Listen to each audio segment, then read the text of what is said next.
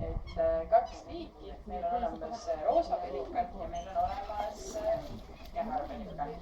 Kajakad ka saavad sellest lõunast paraku osa, nii et seetõttu nad on seal valmis juba.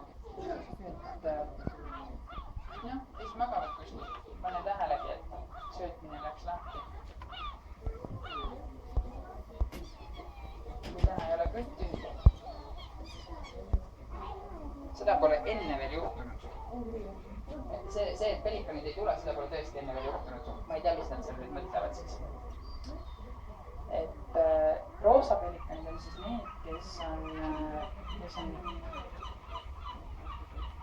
on siis natuke sellise roosa tooniga, et see sulestik on siis selline keset roosakas ja siis käharpelikanid on natuke hallikamad ja sellise vahva soenguga. At our zoo, we have two species of pelicans. We have the great white pelican and we also have the Dalmatian pelican. The great white pelicans are the ones with a bit pinkish feathers.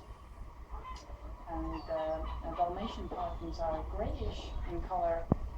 And also they have some feathers on the top of their heads, which is this distinct characteristic for them, for this species. Pelikanid söövad peaaegu täielikult siis ainult kala. Nad söövad erinevaid liike. Meie tavaliselt anname neile karpkala või siis särge. Ma arvan, et täna on ka särg meil seal.